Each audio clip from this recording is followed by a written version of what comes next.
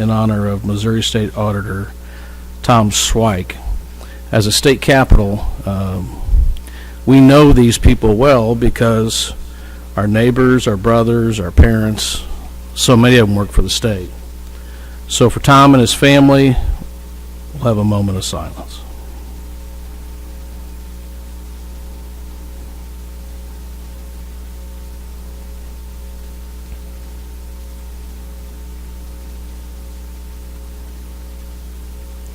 Thank you very much. Now please stand and rise for our Pledge of Allegiance.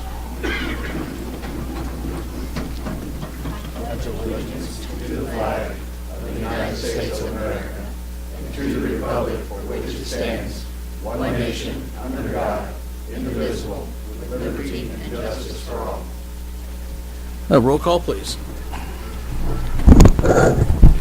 Branch. Here. Costales. Here. Graham. Here. Henry. Here. Hussey. Here. Medine. Here. Mahalovich. Here. Prather. Here. Scrivener. Here. Ward. Here.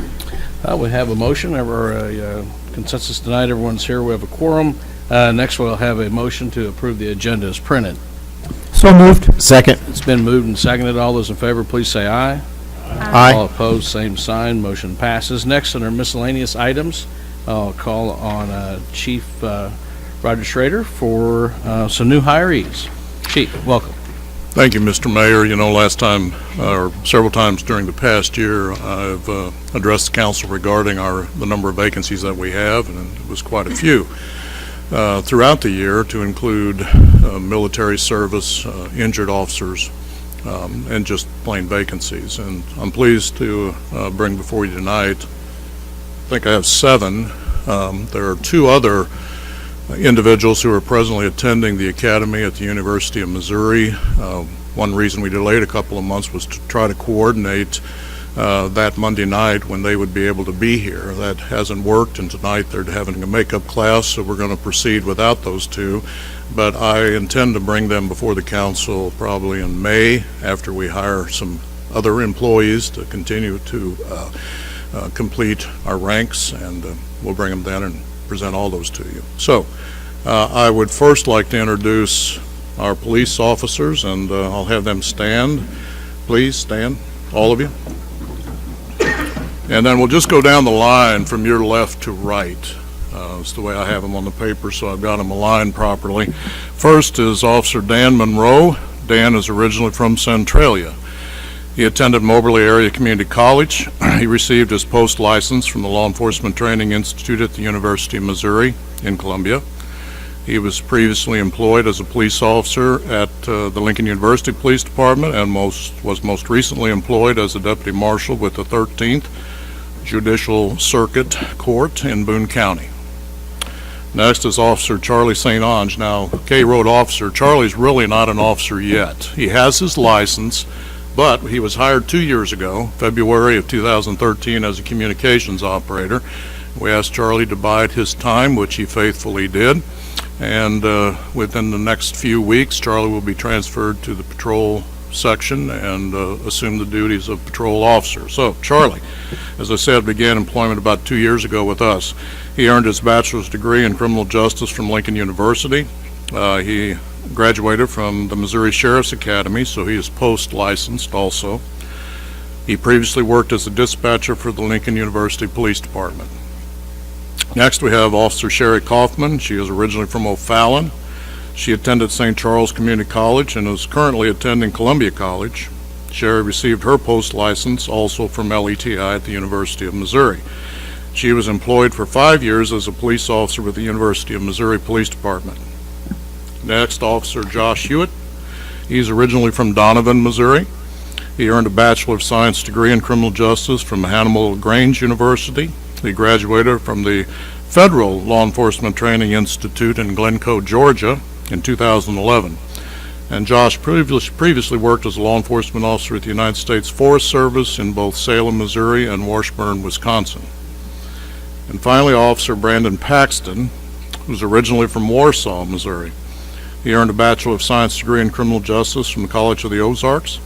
Brandon also holds an emergency medical technician certification from Southern Maine Community College. He worked as a reserve officer with the Kennebunkport, Maine Police Department and was a police officer with the Freeport, Maine Police Department for 7 years. He's also an FAA certified commercial pilot. So we welcome them here tonight, and those are 5 of the 7 we've employed since December. Thank you. You may be seated.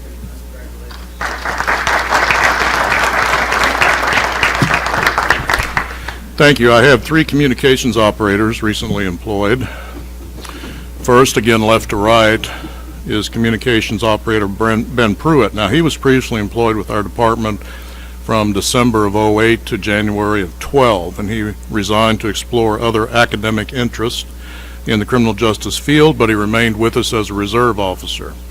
Operator Pruitt has a Bachelor of Science degree in English, a Bachelor of English Literature, a Bachelor of Science degree in Criminal Justice, and a Master's degree in English from Southeast Missouri State. Next, we have communications operator Jen Kane. She's originally from Texas. Jen obtained a Bachelor of Arts degree in Psychology from Columbia College. She was previously employed as an office administrator with Hanger Prosthetics and Orthotics in Columbia. And last but not least, we have communications operator Michelle Owsley. Michelle's originally from Versailles. She attended Columbia College, Lake Ozark. Operator Owsley has 10 years of experience working as a communications operator at both the Morgan County Sheriff's Department and the Camden County Sheriff's Department. And with all that experience, she comes to us as a MULES, as in acronym MULES, certified person within the state of Missouri. So that's very important to us. So those are our 3 communications operators I believe we hired respectively in October, December, and January. Thank you. All right, thanks again for being here and welcome. Chief, how many additional spots will that give you in your budget where you currently stand? We were at full staff for 2 days in December. Since then, we've had a retirement. A couple of people have moved out of state to accept jobs elsewhere. So we presently have 3 police officer positions, 1 communications operator position, and 1 veterinarian. However, I was talking previously to Councilman, and he indicating that with the number of candidates that we have, as our process is now beginning for those 3 positions, I'm very comfortable that we'll be able to, again, be at full staff come first part of May. Okay, so the budget that we finished here just a few months ago will give you the tools to fully staff the department. Well, I exclude the 1 position that, is tentative. That's right. Excluding that position. Right, okay. Thank you very much, Chief. Moving on, under public hearing, we'll have 3rd reading of Bill 2014-116. An ordinance of the City of Jefferson, Missouri, providing for the voluntary annexation of real property contiguous to the present city limits into the City of Jefferson, Missouri, located in the 200 block of Bridge Creek Road, described as part of the west half of the northeast fractional quarter of Section 4, Township 44 North, Range 12 West, in the County of Cole, State of Missouri, and amending Section 1-17 of the Code of the City of Jefferson, Missouri, defining the existing city boundary by adding 1 new subsection pertaining to the same subject. Ms. McMillan. Thank you, welcome. Thank you, Mr. Mayor. The property owner has petitioned the city for annexation of this 15 acres that's immediately west of the city boundary, and proposes to develop it into a multifamily development project, including 52 units of senior housing. And you can see the location here on your screen, north of North 10 Mile Drive. Would be accessed through Chapel Hill Road. This is the layout that they have proposed for the 52 units. And this is a view of what the exterior of the buildings would look like. The Planning and Zoning Commission reviewed the zoning plan at their meeting in January and recommended an RA2 multifamily zoning designation to accommodate this development. I'd be happy to answer any questions. Any questions? Before we do that, Janice, why don't we open up the hearing first, if we could? At this point in time, we'll open up the public hearing pursuant to 2014-116. Is there anyone here to speak in favor of this project? Mr. Paul? Welcome, sir. Long time no see. I think last time we saw each other was right in this very chamber. I believe you're correct. How's Leadership Jefferson City treating you? Very good program. Good. Enjoying it. Thank you, Mr. Mayor and Council. My name is Paul Sampson. I'm with Central Missouri Professional Services, and here today representing MoCap Development, who is the owner of the subject property that we're asking to be voluntarily annexed today. As Ms. McMillan said, it's at the end of Chapel Hill Road and Bridge Creek Road, and although the development plan is not up for approval tonight, the handouts that I gave out prior to the meeting show a little bit more detail of what the proposed development plan is and how that affects the adjacent properties. You'll notice that there is 15 acres it's proposed to be developed. The northern 5.6 acres, more or less, is there's no development plan for that portion of the property at this time. The southern 9.3, more or less, acres is where the proposed housing development will be located. The development is a moderately income senior housing development where it has age and income restrictions. It's an extension of the existing 2 phases of Chapel Hill development that are located just to the west of this property. There'll be 52 units, all 2-bedroom units, configured into 6 and 8-plex buildings. There'll also be a community building and an office. All the building exteriors are brick with concrete board siding. Each unit is 835 square feet, and the proposed street and parking area of the development will all be privately maintained. We did hold a meeting in conjunction with the 2 council members from this ward and public works staff, met with the neighborhood to the east and listened to their input and took any concerns that they had into consideration. Their 2 main issues or concerns that they had were clearing of the existing vegetation and stormwater runoff from the proposed development. The site plan that we've put together minimizes the clearing of the existing vegetation to the greatest extent possible. We've maintained a 50-foot no clearing area to the east side of this property to maintain the existing vegetation, and the closest building on the east side of this property would be 115 feet from the property line. Also, in conjunction with the public works staff, we are contemplating installing a stormwater detention basin just west of Bridge Creek Road on a tract that's also owned by the applicant, and the installation of this stormwater detention basin would help to not only mitigate for the additional runoff from this development, but also mitigate for previous developments upstream that did not have any stormwater detention included in it. I'll be happy to answer any questions. Any questions of Mr. Sampson? All right, Paul, thanks for being Thank you here. very Appreciate much. it. Anyone else to speak in favor of Bill 2014-116? Mr. Steinman?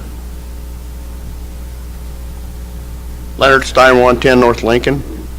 I'm getting in that age group where I'm starting to consider the alternative housing. When you get to a certain age, to maintain a house and a neighborhood that takes care of you a little bit because you're not all capable of doing what you need to do. These projects work everywhere I've been in the country, and I've noticed that they keep them well maintained, and they also keep the riffraff off like the people running for mayor. Thank you. Well, at least it wasn't the mayor. Thank you, Leonard. Leonard, I promise one of these days I'm going to have a top 10 of your different speeches over the last 4 years. Anyone else to speak on 2014-116? All right, anyone to speak against? All right, that will officially close the public hearing. Questions of council to Janice or staff on number 116? Council debate. Bob?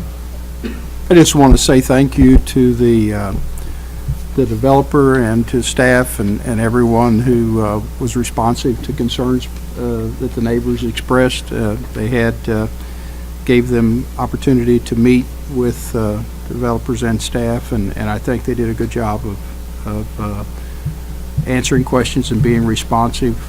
This detention basin is something that was added. I don't think it was initially contemplated, and to me that just shows a significant effort to try to meet the concerns of the neighborhood, and I want to thank the developers and staff both for working with to get this thing done. Any other debate on 116? Seeing none, roll call, please. Branch, Aye. Costello, Aye. Graham, Aye. Henry, Aye. Hussey, Aye. Medine, Aye. Mahalovich. Aye. Prather. Aye. Scrivener. Aye. Ward. Motion passes. Next, we'll have third reading of 2014-117. An ordinance of the City of Jefferson, Missouri approving a special exception signage plan for a superstore big box retail development located in the 3600 block of Country Club Drive and the 3700 block of West Truman Boulevard, described as part of the south half of Section 4 and part of Section 9, Township 44 North, Range 12 West, Jefferson City, Cole County, Missouri. Ms. McMillan. Thank you, Mr. Mayor. This plan originally came before the city as a special exception use for the mall development. As you're aware, the owner of the Capitol Mall has requested that to postpone the consideration of the full special exception use permit and redevelopment plan in order to allow for additional communication on details of the plan with its major tenants. In order to maintain the commitments to their some of their future retail tenants, however, the owner wishes to move forward with the signage component of this plan, so this is what is before the council this evening. Changes to the original plan that were submitted on the signage area are to increase slightly the square footage for the pylon sign by Highway 50 that would be located on the Hardee's site. A design change and increase in the square footage from 248 square feet to 562 square feet for the sign that would be located at the mall entrance on Truman Boulevard.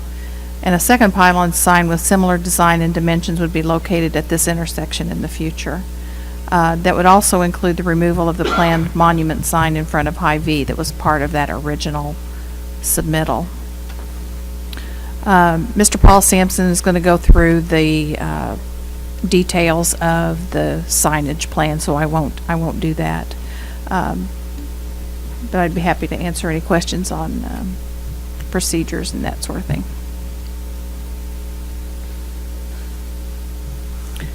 Okay, at this point in time, we'll open it up to the public for a public hearing. Anyone to speak in favor of 2014-117? Mr. Sampson. Thank you, Mr. Mayor. Prior to the meeting, I handed out an exhibit showing the revised signage plan updated from the what was presented at the Planning and Zoning meeting. Basically, what we're proposing now is a total of 3 pylon signs for the mall development. What we're calling pylon sign number 1 would be located adjacent to Highway 50, actually on the Hardee's parcel, which is also owned by the mall ownership group. That sign would be approximately 50 feet tall, 550 square feet.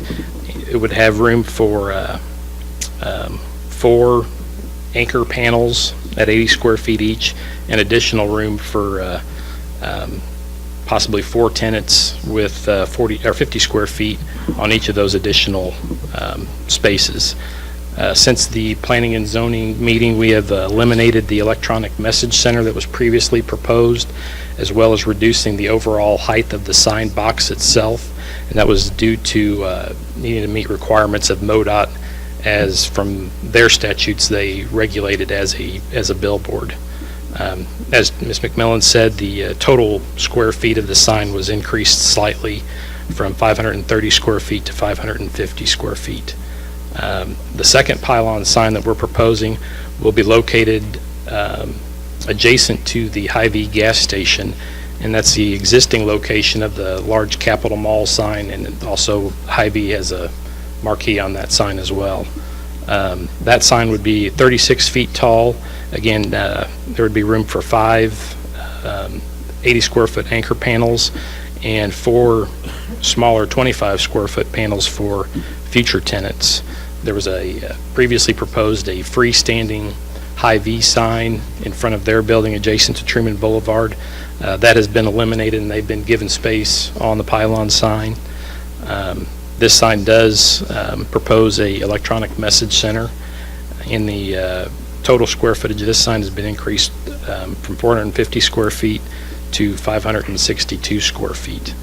And we've also proposed adding a third pylon sign, potentially sometime in the future if there's enough demand for tenants to have space on the pylon sign.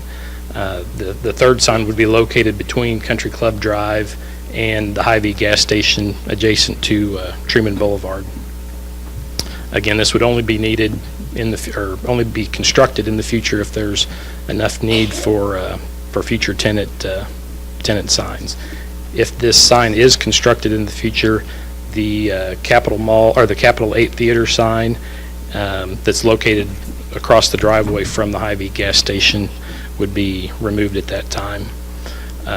The reason that we needed to increase the signage above and beyond what was originally presented at the Planning and Zoning Commission meeting was the fact that there's numerous leases that involve all the anchor tenants at the mall, and what happens to one tenant directly affects the other, and there's a hierarchy of who gets biggest billing rights. So if you change the lower one, all the ones above it have to kind of increase as well. So that's where we wound up with the larger panel sizes, which left, we didn't want to increase the overall height of the sign any more than what we had already proposed, and that left just 4 small spaces for any future tenants. And as the ownership group looks to attract new businesses to the mall development, having space available on pylon signs is a very, very big selling point and is really a critical component to bringing some of the best national tenants to the mall facility. So I would answer any questions. Any questions? Thanks, sir. Thank you. Anyone else to speak in favor of number 117? Leonard? Leonard Stein, 110 North Lincoln. I'm in favor of this. The reason why I'm in favor of it is when you drive by there like I do, I'm in a hurry when I go by, okay? And I don't know what stores are in there. I don't know what self-justification I have when I want to go into that place, because it's a little bit too big for me and the time limit I have to walk around and find all the spaces. But for the city of Jefferson, it's still tax reform. We need more tax reform to help boost up our economy. And if we have these signs up there about what new businesses are in there or what old businesses are still in there, then people from all over the area, not just Jefferson City, because everybody just keeps thinking about the same people in Jefferson City, but there's a lot of people who use Highway 50, both east and westbound, that when you block off everything with all the trees they have, you can't even see Central Trust Bank's time and temperature sign from the highway anymore, because the trees have outgrown it. And we've never thought about that part of it, and people strain and look to see what's going on that way. And when you're coming through, it's 60 miles an hour.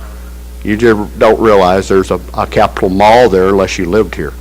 And we want the out people from Kansas City that come through here, and there's quite a few people come through from Kansas City area that don't know that mall is there when they're headed towards the lake.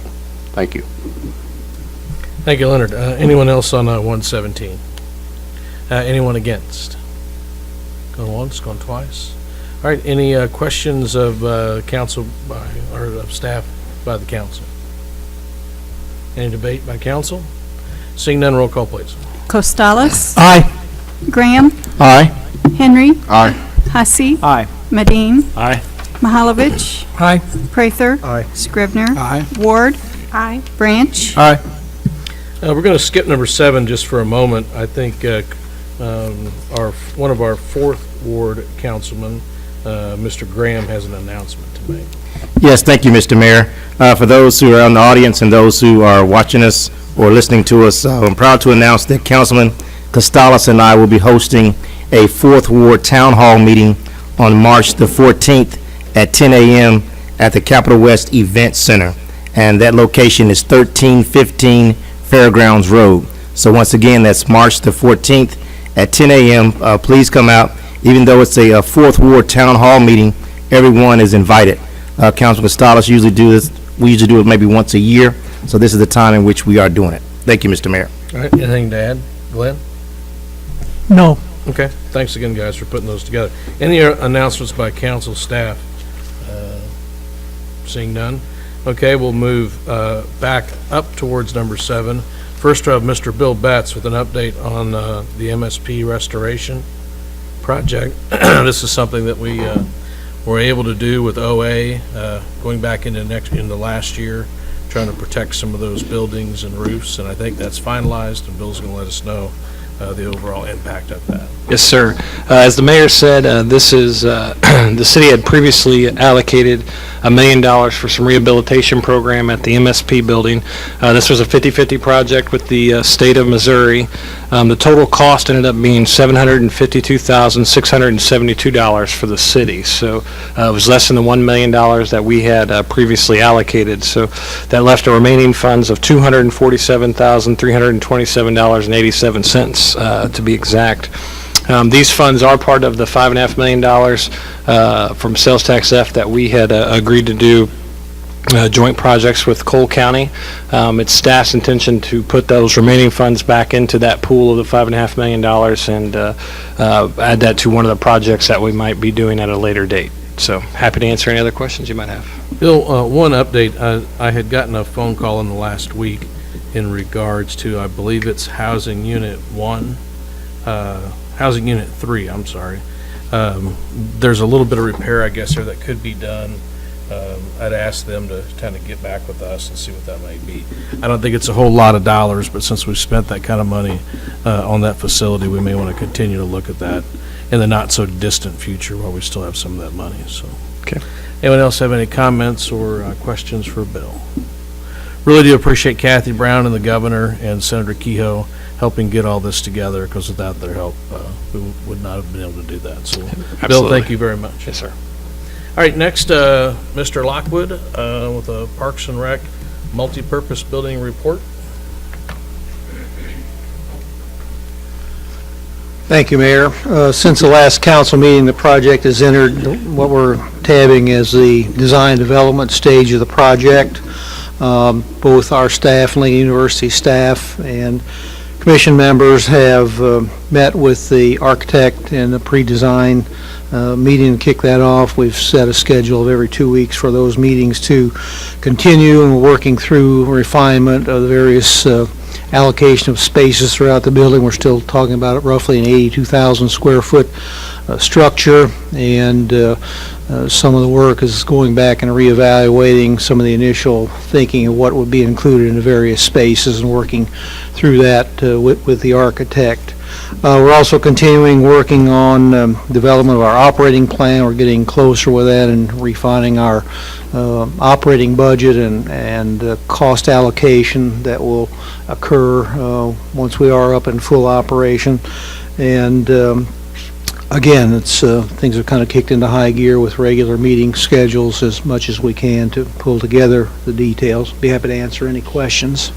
Bill, do you have a deadline on when floor plans are supposed to be done or will be done?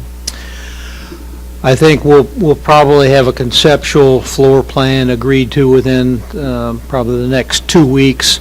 Once that's done, then the architects will start getting into detailed planning, construction planning, and documents for the details of the building.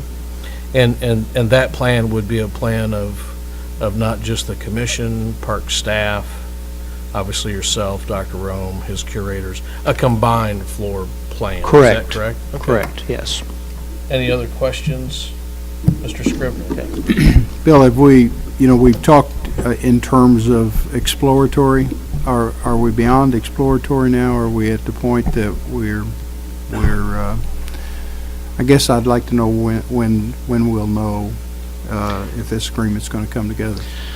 I think we've been approaching it in the manner that we are beyond exploratory. There are obviously a lot of details still to be worked out.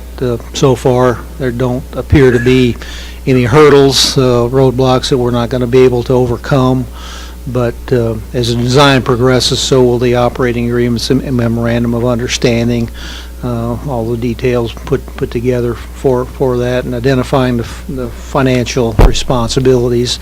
We think we're in the range of what we had anticipated, so hopefully we'll be able to put all the details together on that.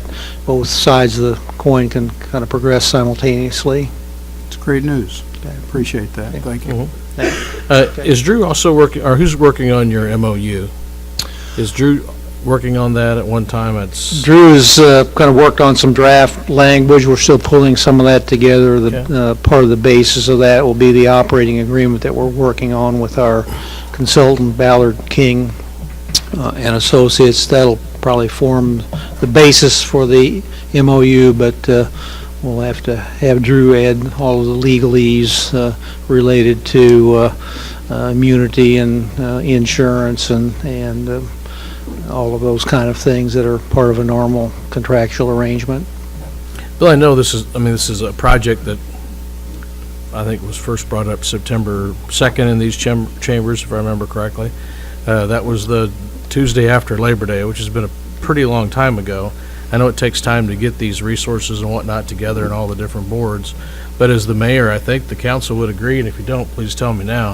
I think any resource you need from us as far as staffing or whatever it takes to help get this accomplished and agreed to, I think the council would be in improvement of that. Would that be correct, ladies and gentlemen? So with that, live long, prosper, and bring us back some floor plans.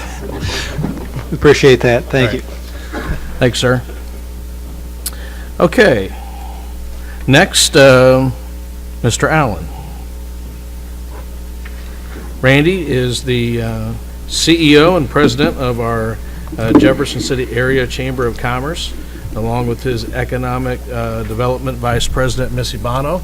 Randy and Missy, welcome. So you got Sean Sapp. And Sean. Here. Sean is our manager of our existing business program as well. So between the three of us, we're going to do a tag team. We'll try to run through this fairly quickly, although, as you know, in the past we have taken our time to point out what the Chamber has done for you in 2014. So, again, if you have any questions at the end, we'd be glad to field those. I do want to also thank the Chamber Chairman, Greg Bexton, who is seated at the back of the room here tonight, and also Jeremy Winiger, who is a board member of the Chamber and also an at-large Executive Committee member.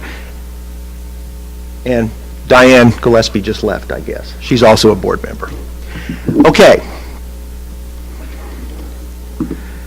This is the agenda tonight. We're going to go through our activities in these categories, and we're also going to update our return on investment scenarios with you, as well as talk a little bit about 2015 economic development activities.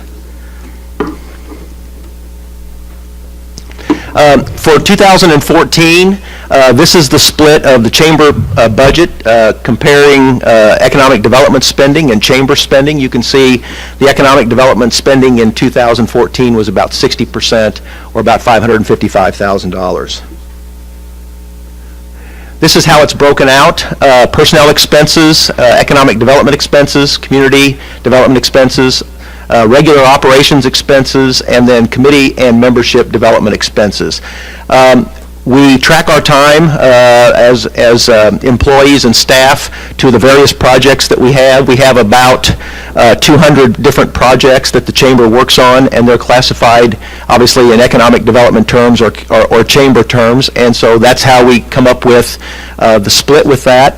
Economic development expenses, you can see, there are no Chamber expenses in that, as well as the community development expenses. The operations expenses are prorated according to the split between the personnel and the time that is involved in that. So you can see that's where this breakout comes from. And this gives you, you seem to be interested in how the different staff works, and you can see that there is no one staff person dedicated to economic development solely or to Chamber solely. That helps in the facilitation of these activities and allows us to move staff from one thing to another. You can see here there's Missy Bono has 6% in Chamber, and Dana Strump has 6 or 7% in economic development. So the rest of us have varying degrees of split with regard to what we work on at the Chamber. Oh, sorry, went too far. This is the breakdown that shows how the economic development funds are used, the sources and uses of spending. On the left-hand side, the bottom three, obviously the first one is the contract with the City of Jefferson. Then next is the contract with the County of Cole, and then our 21st Century Economic Development entity provides $60,000 of support toward that base level funding for economic development. That equals $395,000. Next, the Chamber receives membership investment income, which is about $363,000, and then we raise money through our events and miscellaneous income. So you can see that the base level spending turned out to be about $555,000, or about $160,000 more than the base level economic development program. And then I'll turn it over to Missy, and she'll start briefing you about business attraction. Thank you, Randy. A big part of my job and my job responsibility is attracting business and industry to Jefferson City. And you can see for 2014, we worked 28 projects. 28 of those projects actually turned into more work for the project, and we had 3 site visits and we had an announcement that I'll be talking about as well. So for 2014 overall, our numbers looked pretty good as far as interest in Jefferson City. There are 2 projects that I wanted to talk to you about, the 2 projects that we had site visits this year. The first one is Project Osaka, and this project we received on July the 7th. This was a very large Japanese-owned manufacturer. When they came to us, they were going to put 1 million square feet of manufacturing, along with 500,000 square feet of warehouse, and then again with a separate 500,000 square feet of manufacturing. So overall, 2 million square feet in Jefferson City, which is very, very large. They were going to employ 200 employees at startup and up to 1,200 at full build-out in 2020. The average wage, 14 to 15 for manufacturing, with an overall 24 to 25 hour dollars per hour for the average for all employees. The investment, 70 to 100 million in capital investment, and they were looking for 200 acres. Like I said, they came to us on July the 7th, and they actually came into Jefferson City on a site visit on July 21st. So it was a very, very quick, very fast turnaround time. The competition that they were looking at, our competition, was Indiana, Illinois, Kansas, and Missouri, and they actually were looking at 11 communities just in the state of Missouri alone. So we ended up getting eliminated due to the cost of improvements to the site, and I will show you the site that we proposed. The site was was isolated. They wanted more visibility, which we didn't really learn that until after they got here, and they kind of figured that out once they saw our site. But this project is still looking at Missouri, and the one site left in Missouri is Lee Summit. So the site that The site that we propose to them is a site that is just east of Command Web. It is a site that sits right on the rail, has a great 161 kV electric line that runs through it, and it's a very large site, although it's a very raw site. There's a lot of infrastructure that is needed to get that site up and running, and that is one reason why our site did get eliminated. The second project I want to talk to you about is Project Aluminum, and this project we received in April, and this was actually a unique situation where we knew the name of the company up front, and that very rarely happens in business attraction and economic development. But the name of the company is Icho, and they're headquartered in China. This was a very large separation plant for aluminum and aluminum recycling. And I want to point out, in this particular project, they came to us saying that they were going to employ 70 people, but through the months that we worked with them, that grew from 70 jobs to 233. It started out at $5 million investment, and it grew to $51 million investment. So one reason I just wanted to point this out to you is these projects are ever changing, and when they come to you and they tell you certain parameters, 99% of the time those parameters end up changing. But when they came to us, they were looking for 75,000 square feet existing building, and then 30 additional acres to add a smelting plant. So we proposed the chamber owns a spec building that we built in 2007, but again, they were looking for additional acreage. So we had two different options, one site right across the street from the spec building, and then also another option for them, which is a certified site that's owned by the chamber as well. Again, we started working with them in April. They came to visit Jefferson City on July 30th, which is still in the ED world is pretty quick timeline. They were looking at Alabama, Tennessee, Kentucky, and Missouri, and just seven communities in Missouri. So if you do the math, you figure they're probably looking at 5 to 7 communities in all of those states. So we were one of probably 35 communities that they were looking at. When it came down to it, Jefferson City, we were eliminated due to the cost of finishing out the building and the fact that we lacked land, that 30 acres that they were looking for. They really wanted the building and the land all on the same tract, and we were unable to provide that to them. So we were eliminated. It was down to, there was a community in Kentucky, and Fulton, Missouri was their number 2 site, and we just recently found out at the 1st of February that Fulton is now eliminated as well. So again, the tract of land that we were proposing, the spec building and some acreage right across from our spec building, and the certified site right off of Militia and Algoa. I'm sorry, off of Militia and where Fabic's located. And I just have to kind of do a shout out to city staff. There are people in this room that probably hate the fact that I have their cell phone. Janice McMillan, Matt Marash, Bill Betts, they get calls from me on probably very, very often. A lot of times, very quick time frame, needing information, and a lot of your city staff provide great information to me when I'm working business attraction projects. So I want to just say thank you to all city staff. Missouri Partnership, that is the state entity that works business attraction and marketing within the statewide. And I wanted to show you this slide just to show that of the 21 wins that Missouri received this year for projects, 16 of them were either in St. Louis or Kansas City, and there were 5 in outstate Missouri.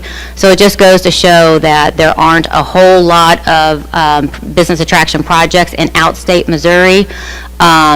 Of all the ones that located in outstate Missouri, we were able to work the project GAF that ended up locating to Moberly. We did end up getting eliminated as well, but we were in the hunt on that project. So like I said, we have a spec building that we market. And we built that in 2007.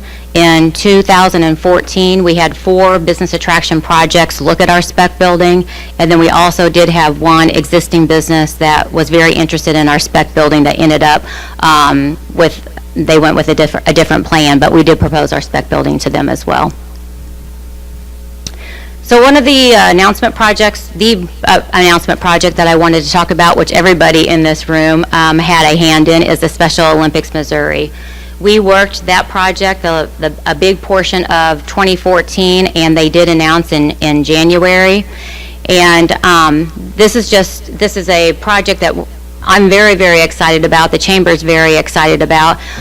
It's a one of a kind in that's going to locate to our community.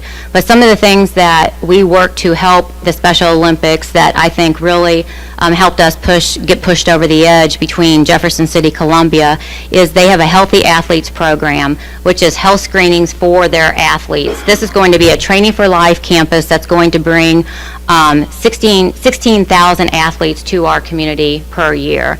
And one of the things that we propose to help them do is put together a Healthy Athlete Task Force with JCMG, St. Mary's, Cap Region to help provide those screenings. Civic Progress, we have a subcommittee put together again for this project that will help with this project as they go down the road.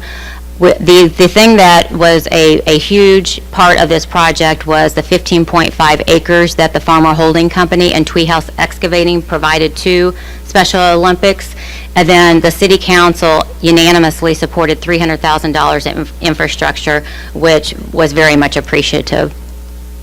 So the site, and I think everybody knows where the site is, but right at 179 and Highway 54, again, farmers donated 15.5 acres.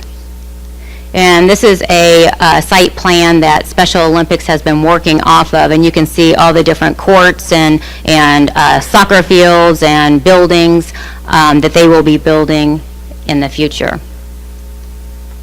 Again, it's a one-of-a-kind. It's the largest training campus for individuals with intellectual disabilities in the United States, and it's going to be in Jefferson City, Missouri.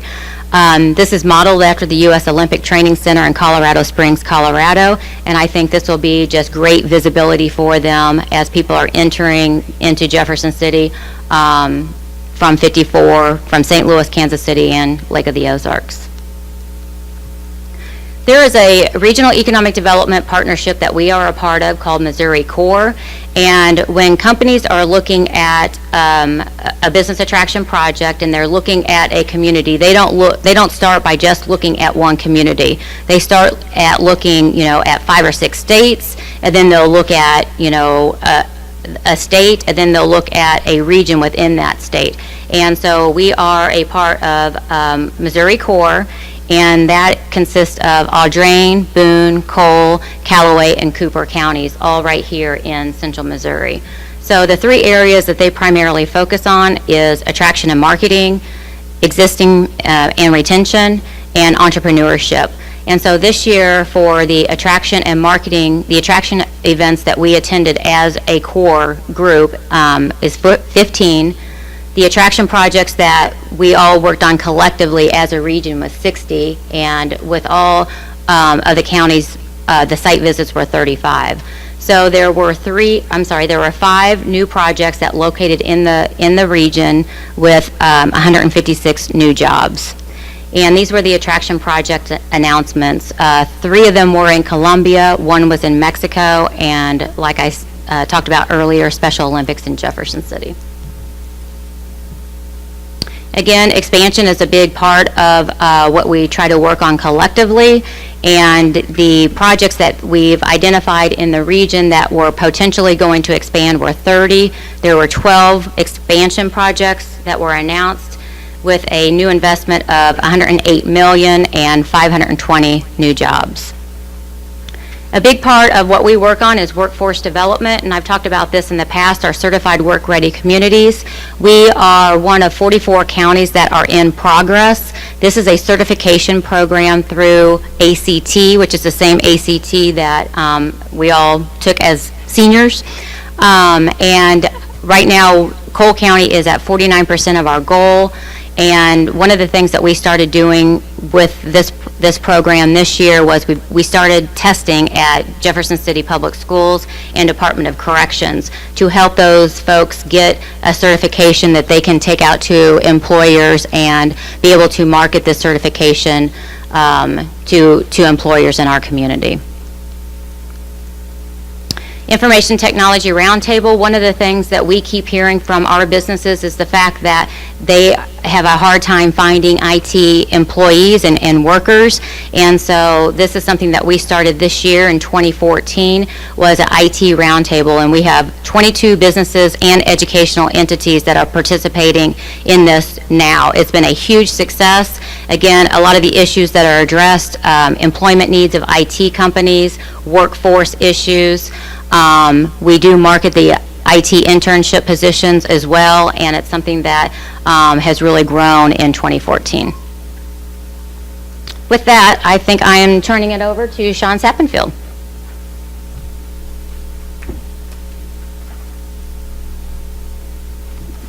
Okay, Sean Sappenfield, existing business manager, and I also handle the small business duties for the Chamber. This slide here, the first one that I'll start with, is a snapshot going back to 2007 through 2014, and this is identified expansion projects. It's a lot of information here, but as you can see, in 2014, we've had 11 projects that have been identified, 298 jobs, in the investment, $24 million. In this, when we talk about identified projects, as we move through the years, some of these projects may be announced, some of them may be inactive or on hold, or as we call them, dead. For whatever reason, they do not mature. This slide we're looking at, again, going back to 2007, we're looking at expansions projects that are announced, so projects that have moved forward by the company.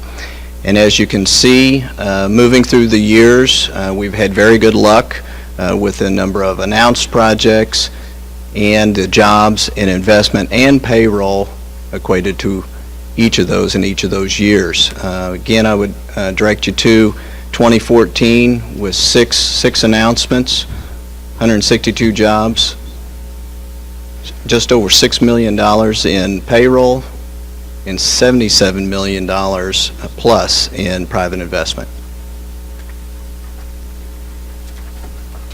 This is a look at the, as the earlier slide, 2014. This is a look at the companies and the investment that is attributed to that. Again, the total investment, just over $77 million, 162 jobs, and $6.3 million in payroll. And as you can see, I would point out that we work a lot, I work a lot with our manufacturers in Huber & Associates. You may remember their announcement in mid-2014, and Wipro, Info Crossings, their expansion as well. So outside the manufacturing realm. Company site visits. I spend a lot of time out and about visiting with our employers, setting up sit-down meetings to identify obviously any expansion opportunities or issues or concerns by that company that maybe the chamber and or another resource within our community could assist with. As you can see, 125 visits. And again, as I had indicated, I work a lot with our manufacturers and distribution centers. My work outside of that, the meetings outside of that, as you can see with the financial services, 9, information technology, 13, and so on.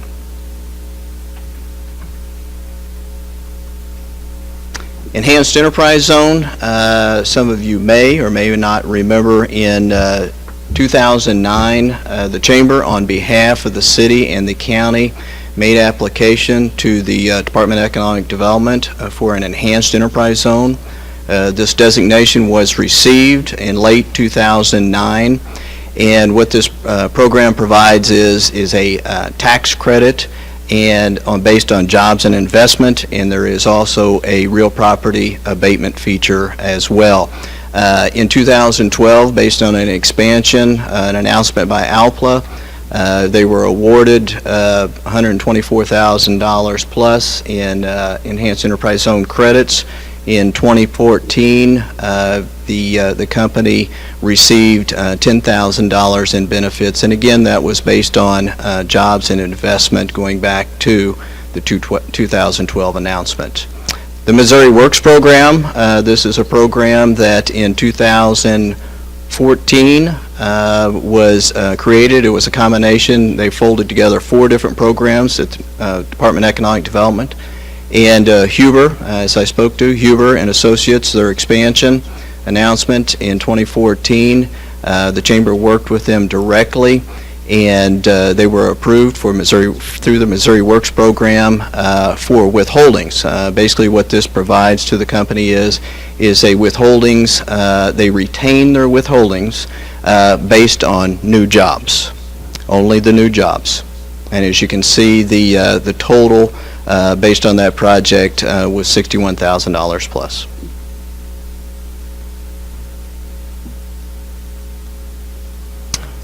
Missouri Customized Training Program.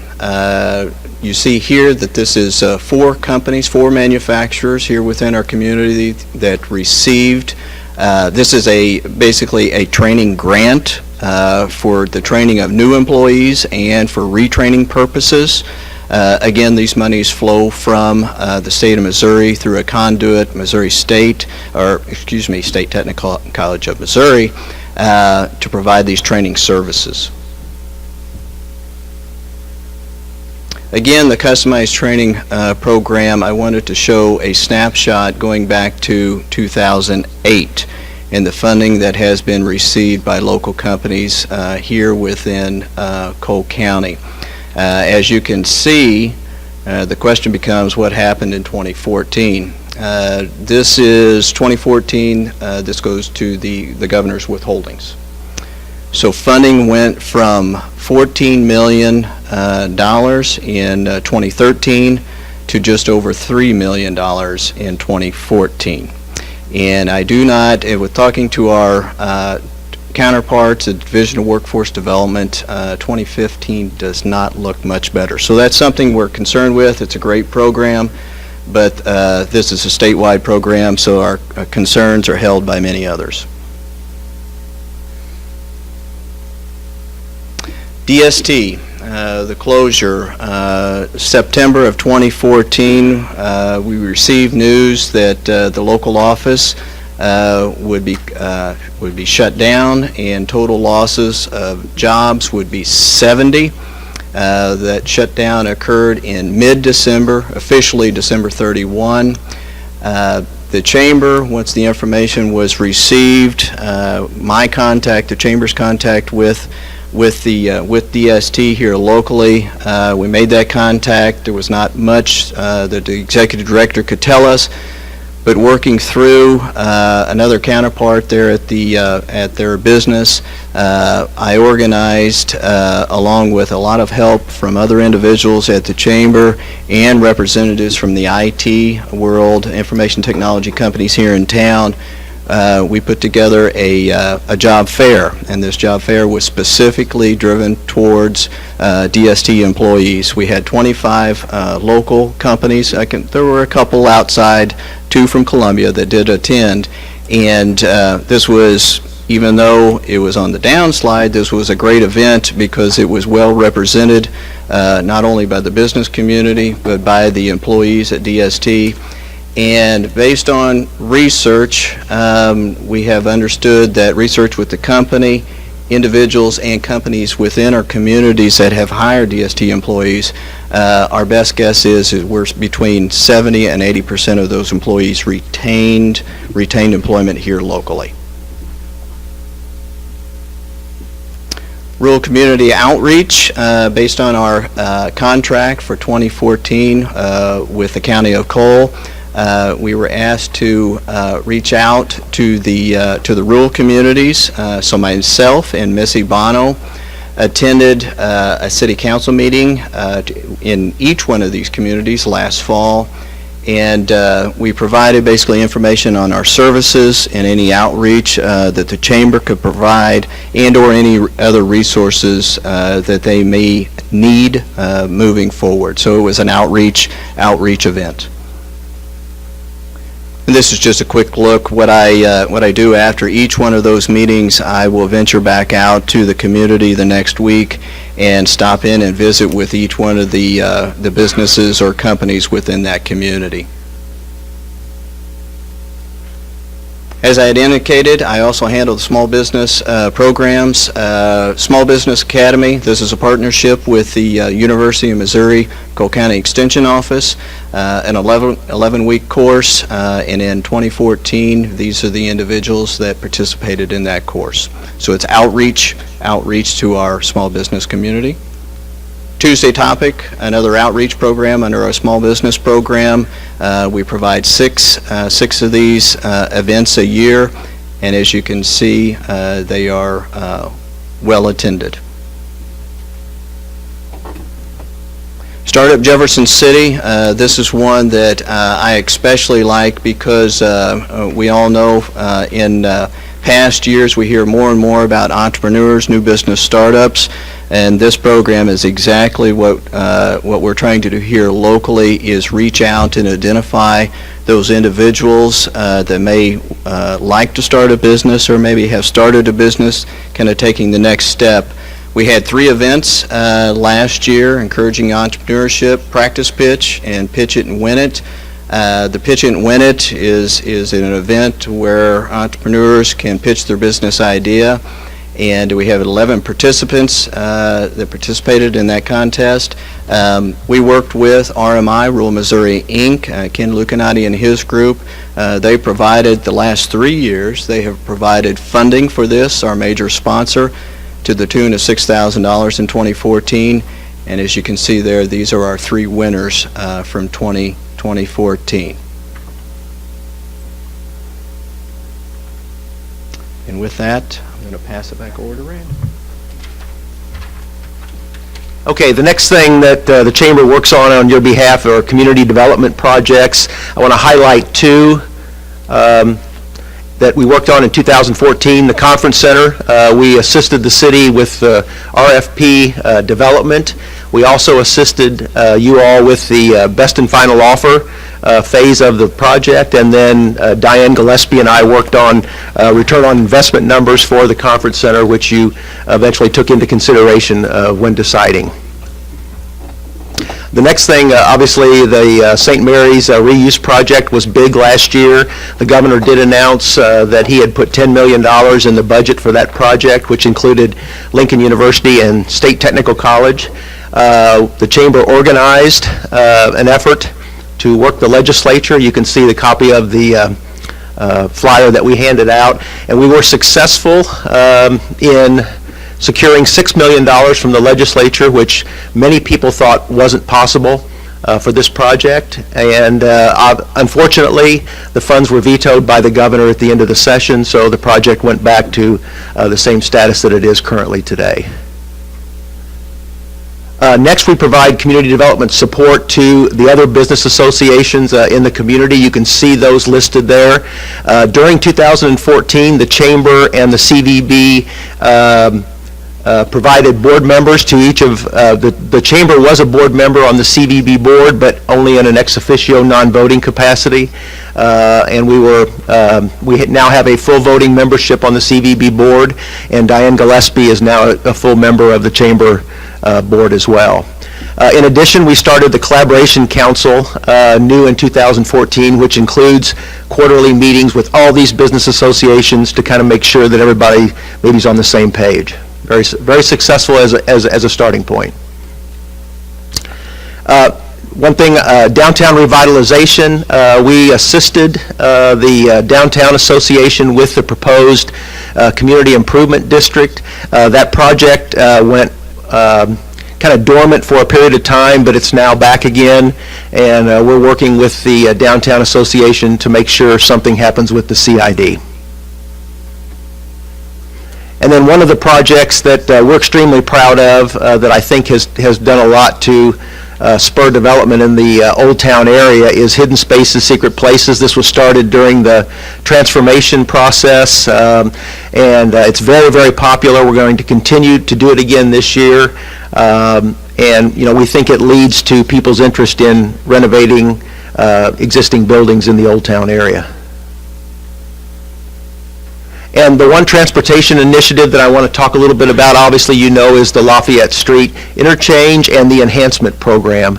The Chamber brought this idea to the County Commission, and the County Commission took it on, and then obviously the city supported that in the end, and we think that's going to be very beneficial as a gateway to the community when the new Lafayette Street interchange is completed, as well as the Chestnut and Jackson Street overpasses.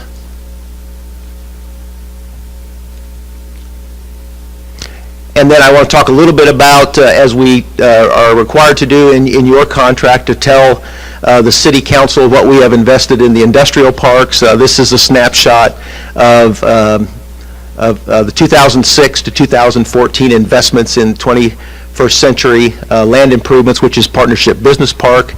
Again, about $4.3 million, broken out in these particular categories. Next, I want to talk a little bit about the return on investment calculations. You can see here, the first slide is the anticipated economic return to the city and the county through tax revenues in sales tax and property tax from the projects that you see. Again, Morris Converting, Command Web, which was a combination of an addition to the building and a business expansion. And then the projects that Sean works that you saw a little bit about earlier, existing business expansions and the amount of wages, jobs, and investment that those bring. So you can see that that investment is growing. Why does it grow? Well, because once you get the jobs in place, they stay for a period of time, so they just compound on each other. Over that period of time, about $699,000 per year through 2016. And you can see this is a little better for spreadsheet geeks. This is a little bit better view of that. What it does show is, and we've shown the chamber contract on the second to the bottom line, but even with that amount of expenditure, the city and the county are in positive, and in fact, in 2014, $306,000 to the positive. Again, this is what this chart shows as well, the combination of all those expansion and new projects. And then we also do it for the county schools. Now, county schools don't receive any sales tax, but they do receive property tax. They receive just under 70% of all the property tax, so actually their benefit is more. And then we assume that the county schools divide up by the amount of appraised value that each has in the county of Cole. Jefferson City Public Schools has some appraised value in Callaway County, but we do not count that. And then the last thing I want to talk a little bit about is the 2015 ED activities. The Chamber had its board retreat a week ago, I guess a week ago tomorrow. And previously to that board retreat, we surveyed the Chamber board members on 60 economic development activities. And then during that meeting, we discussed them for a full day. And then at the end of the meeting, we actually surveyed the board again to see what the difference was in their ranking with those 60 activities. And I've given you 3 slides that show the ranking. This is a pure rank. So you can see how the board, in the blue, voted at the end of the retreat versus how the board voted prior to that. So obviously we had a lot of discussion about those, and we intend to take this information to you as well in the next month or so and discuss it further and get your opinion on the economic development activities for 2015. And with that, we'd be glad to answer any questions. Randy, Missy, and Sean, thanks a lot for being here tonight. I know you cover an awful lot, and obviously you're funded at a great deal between us and the county. It's $330 a year, is that right? $335. $335, okay. Any direct questions from the council at this point in time? Bob? Randy, going all the way back to page 3, if I'm reading this right and understanding, I guess it's actually page 4, if I'm reading this correctly, the contribution by the city of Jefferson, $185,000, by Cole County, $150,000, and then you said the 21st Century ED supports $60,000. Where does that money come from? That's our subsidiary corporation, the same corporation that holds the land and invests in the industrial park. That's actually chamber money. That's yes, yeah. Okay, but it's I mean, a wholly owned it came subsidiary. from chamber membership. It didn't come from the county or the That's correct. city. Right. It's chamber money from our separate subsidiary. Okay. And if I'm reading this right, you spent, what, $371,000? Total on economic development, Right, on the economic development? 555. 555, okay. Right. All right. So if you spent 555 and together the city and county put 335 in, where does the additional spending on economic development come from? Well, it's from chamber membership investment. So we use part of our chamber membership investment for economic development purposes. Okay, so the concern that has been expressed is that the chamber is using money from the county and the city to fund chamber activities, but according to this, you're actually spending chamber membership money to... It's the other way around. It's the other way around. Yeah. Okay. Thank you. You're welcome. Anyone else for Mr. Allen? Glenn? Yes, it's Mr. Allen on page 14 and 15. When Ms. Bonnet was talking about regional economic development partnerships, there were 12 expansion projects announced on her slide. How many of those were in Jefferson City? Six. Thank you. And on the next one, talked about certified work-ready communities. What is being work-ready certified? Thank you, Missy. This is actually a really great program through ACT to where if you are an employee and you're looking for employment, you can go and take this certification test, which consists of 3 different areas. One is math, one's locating information, and one is finding location. So there's like two different information components and one mathematics. And there's different, you can either, whenever you take this test, and it's a 3-hour test, and you're certified either at a platinum, gold, silver, bronze level to really be able to quantify your skills in those areas. And then you take that certification, say, to an ABB or to an ALPLA and show your certification level, and they can see where your skills lie. And so a lot of companies, ABB, for example, they use it as a screening process. So if they're getting ready to hire someone, they can send them to get this test. They can take this test so they can bring it back to them and show kind of where their skills are. And it's been a really, really good program in Jefferson City. Right now, we have 94 out of our goal is to get 117 businesses that will support this process. Right now, we have 94 businesses, and then our goal is to have 613 certifications in Cole County, and right now we have 345. So we still have 51% to get to our goal, but it's a way to really quantify your workforce in our county. So right now, we have there's 8 counties in the state of Missouri that are already certified, and we're a county that's in progress. Thank you. Anyone else?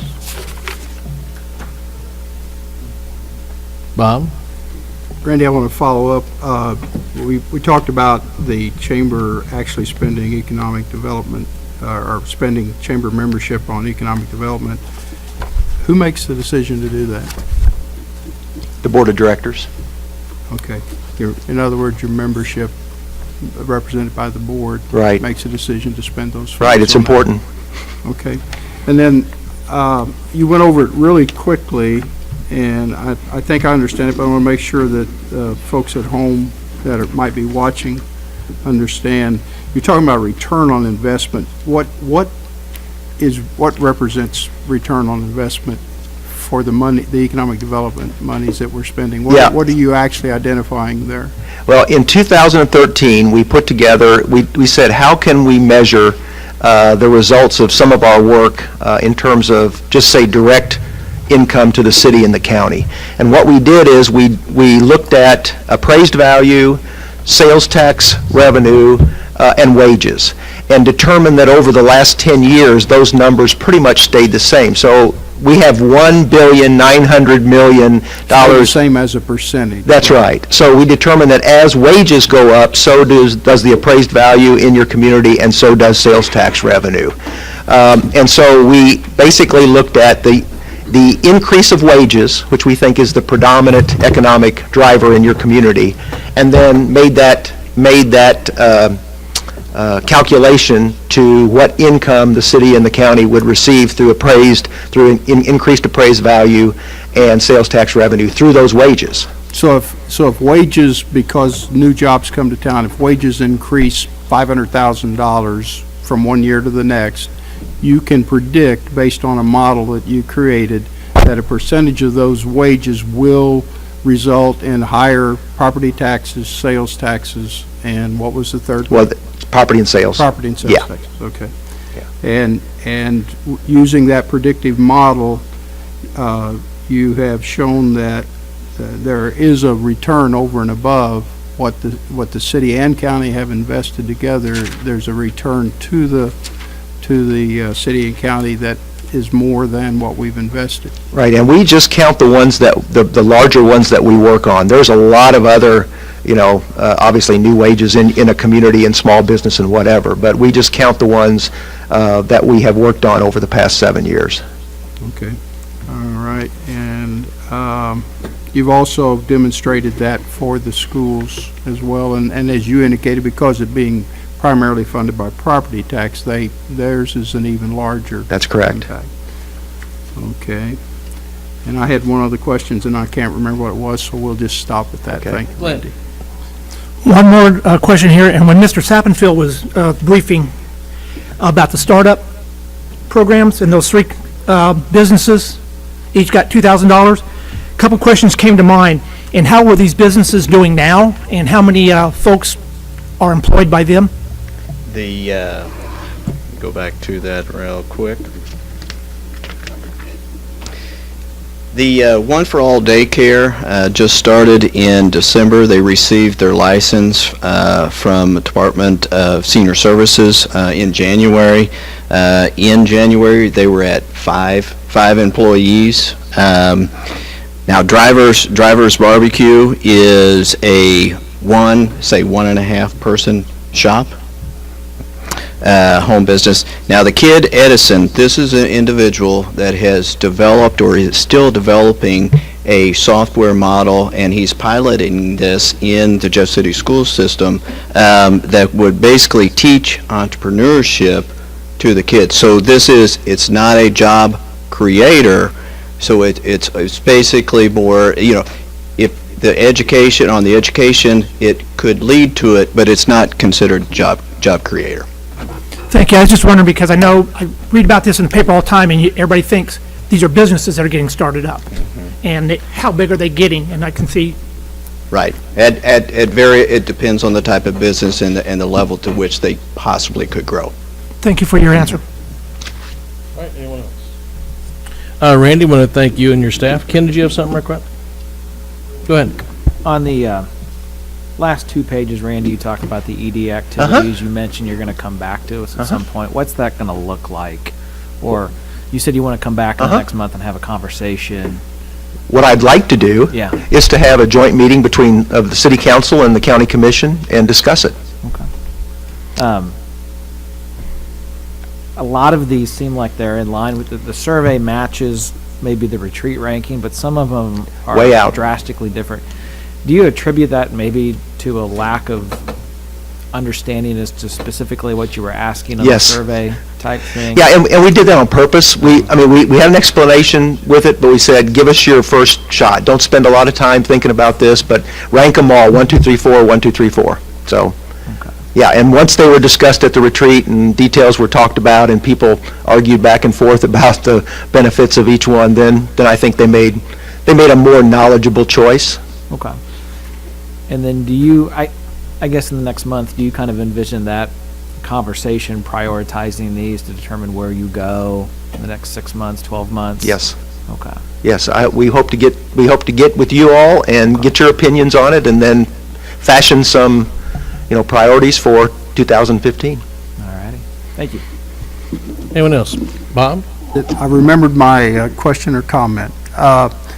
In a meeting that I attended, and I think there were some other council members there as well, although I can't remember who all was at the meeting, a point was made that the unemployment rate and so forth is really, and I don't remember the percentages now, maybe Missy can help us with it, but has really been pretty stable in Jefferson City given what it's done nationally.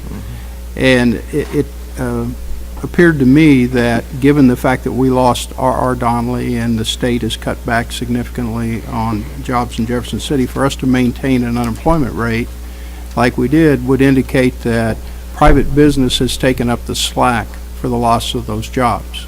And that we really, as a net, are just about break even over the last, 5-6 years.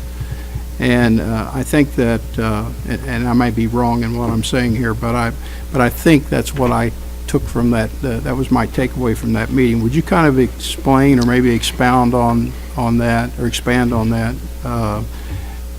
Because I think that's when we start trying to judge whether we've had any positive results over the last 5 years from our economic development efforts, I think the fact that we've been able to maintain the status quo even despite losing several hundred jobs with R.R. Donnelly and also losing state jobs. Could you maybe do a better job of pointing that out than what I did?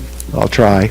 The state, since, let's say, the last 10 years, or even maybe to early 2001 or 2, the state has lost about 3,500 of its 18,000 jobs in Cole County. During that same period of time, we have basically kept the employment solid in Cole County. Now, total employment is down in Cole County, but it's down everywhere. The good news is that we have made that up in wages. Wages, assessed value, have continued to go up during that period of time. So I think it's due to the fact that we are growing some of these sectors. I mean, if you just look at the existing business program, it's 600 and some, jobs during that period of time paying really pretty good wages. So it's the wage growth, I think, that has helped keep that momentum going, Bob. Again, we're down slightly, but not like some communities around the country or even the state that have lost substantial amount of employees. But to make up 3,500 jobs from state government I think is pretty telling. Especially when the state hasn't helped Raises. with any pay increases, so they haven't really done anything to help that employment wage number go up. Right. Well, Randy, thank you for being here. Thanks for your staff for being here. I have one quick question. If the tables were turned tonight and you were in my seat or one of these other seats, what would be the number one thing that an elected official could do for economic development when it comes to the chamber? What's the number one thing we can give you as the chamber Continued for support. economic development? Yeah, continued support and being one of the 3 legs of the stool as an economic development team. You guys have been substantially supportive with the county on these efforts. This is a team game, and we've all got to participate. You can bring incentives and support and regulatory things to us that we can't do. I mean, we just can't do it. We have to find it, work it, and then bring it to you. And I think that's the big thing. Just continue to do that. Okay. Randy, thank you very much. Thank you. Appreciate it. I tell you what, it's 25 after. We will take, Drew, who had a question? real brief, I was asked to, that we occasionally get asked whether the chambers actually fulfilled the requirements of their contract, and I would suggest to you that they have. We require them to do those services that Randy talked about, and we do it in a generalized way, so we do leave them of their own devices as to how specifically to carry those out. And you can see from his presentation as to why we only provide a certain portion of the funding, so we require certain things, but a good deal of it's also directed by other folks. And the metrics, as you see, are in our contract as they reported on are generally effort-driven and not result-driven, because there's so many things out of their control as to whether they can land an effort or not. So I did want to tell people, because you do occasionally get that question, well, have they really complied with the contract? And the answer is yes. All right. Randy, one other thing, Phyllis asked me this earlier, and I forgot to mention it. Could you give her an electronic copy of this? She normally puts this on the website. All right. It is 26 after. In 5 minutes, we'll come back. We'll take a brief recess, and we'll be right back. Consent agenda is printed. Is there a second? Second. It's been moved and second. Discussion. Seeing none, all in favor, please say aye. Aye. All opposed, same sign. Motion passes. Next, we'll go to bills introduced. First reading of 121, please. An ordinance of the City of Jefferson, Missouri vacating a portion of a public alleyway between Case Avenue and Union Street near Monroe Street. Mr. Marash. Thank you, Mr. Mayor. Vacation of this alley is related to Cap Region's expansion of their parking lots.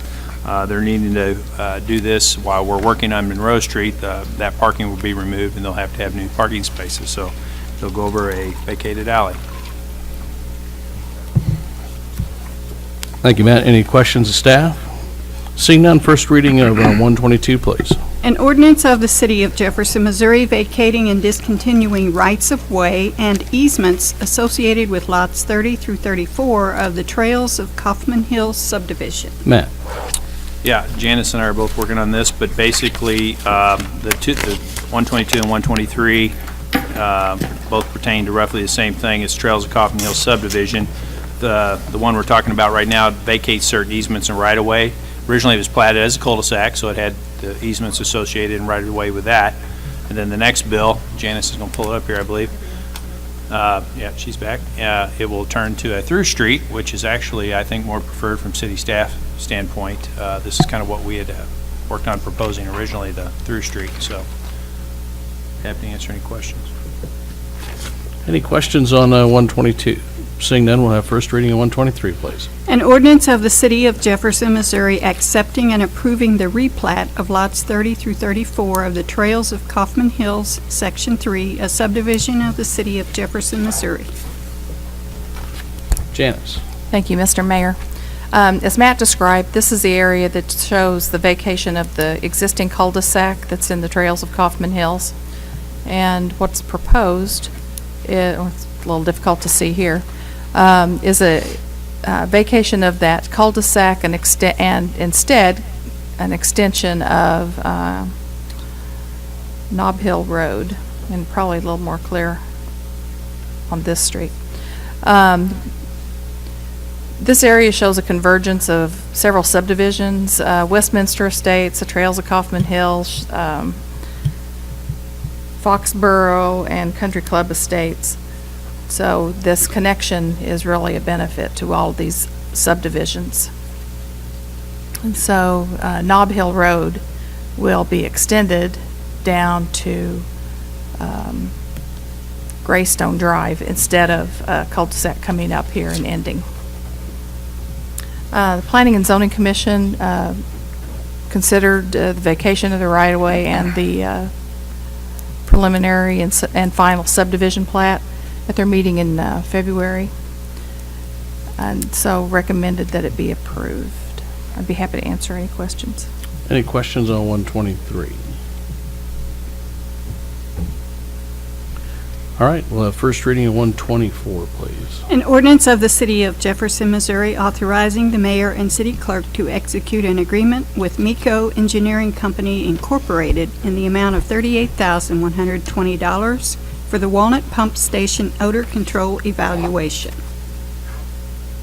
Matt. Thank you. As the clerk indicated, this is an engineering contract with MECO here locally in Jefferson City. The The pump station's just west of the Capitol. You probably, most of you know it. It's near a new development that's coming online for the old power plant building. There's already a bike shop located there right now. You may not know that we've had some odor issues in that area for a long time, but now that people are getting closer in proximity to it, we're trying to look at ways to improve that situation. Any questions on 124? First reading of 125, please. An ordinance amending Chapter 21 nuisances of the Code of the City of Jefferson, Missouri, defining a landowner's responsibility as it pertains to abatement of nuisances. Janice. Thank you. Section 21-3 in the code specifically requires adjacent landowners to remove trash, mow, and otherwise maintain the areas of land adjacent to their actual property line and adjacent curb, street, right-of-way. In the administration of this code, it was discovered that it could be worded a little more clearly, and so that's really the purpose of this amendment, is to make it very clear that the adjoining property owner is in fact responsible for removing trash from the right-of-way adjacent to their property, whether it, regardless of where that right-of-way may occur. Any questions of Janice on 125? All right, first reading 126, please. An ordinance of the City of Jefferson, Missouri, amending the Code of the City of Jefferson, Missouri pertaining to after-hours operation. Janice. Thank you, Mr. Mayor. This is another code amendment that we're requesting that modifies Section 17-33. This is actually in the code pertaining to business licenses.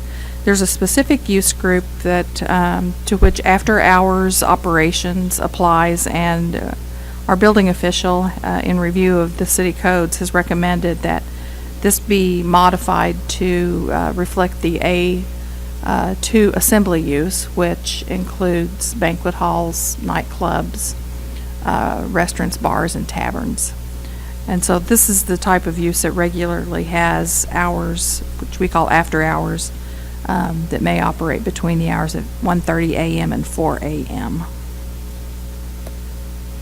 Any questions at all? All right, thank you very much, staff, for that. Next, we'll go into bills pending. We'll have third reading of 2014-118. An ordinance of the City of Jefferson, Missouri, authorizing the mayor and city clerk to execute an agreement with Wish and Vaughn Construction Company, Incorporated, in the amount of $54,980 for the Collections System Maintenance Building Modifications Project. Matt.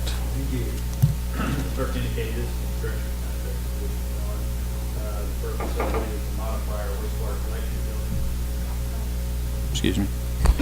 As clerk indicated, thank you. As clerk indicated, this is a construction contract with Wish and Vaughn to modify our wastewater collection building. It's basically on one wing. We have 4 narrow doors. They're 10-foot doors. We'll be converting those to 2 larger doors, so you have new headers and beams in that area. Basically, our equipment has grown over the years, and these large trucks, they barely fit through these 10-foot doors, so high-cost equipment, we don't want to be hitting the doors. If you have to answer any questions, it was designed by city staff, and we actually had our new building official help us look through it. He's been quite helpful in that regard. Appreciate that. Any questions on 118? Council debate? Question. Yes, sir, Mr. Graham. So Wish and Vaughn was the only individual that bidded on this project? Right, they were the only individual that bid. We did solicit a couple other folks with some questions, and they chose not to put in a bid. Okay, thank you. Any other questions or debate on 118? Jim Branch.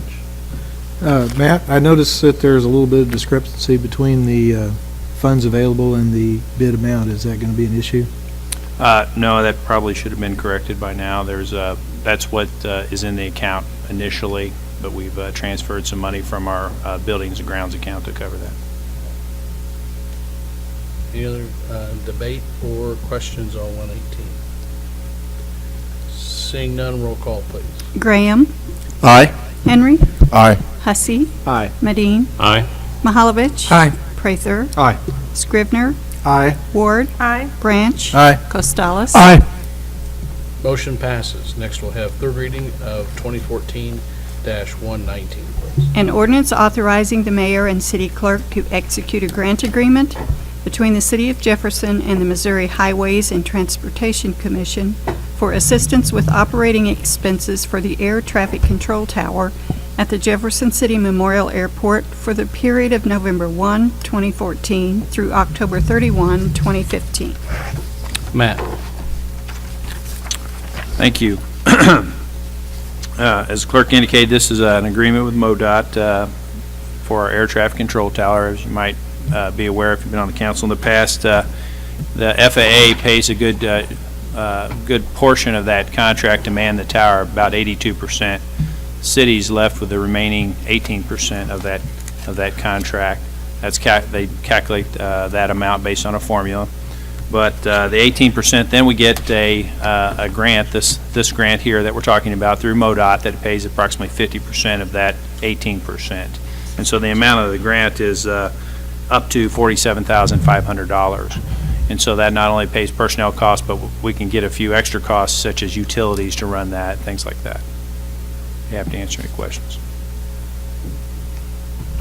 Any questions of Matt on 119?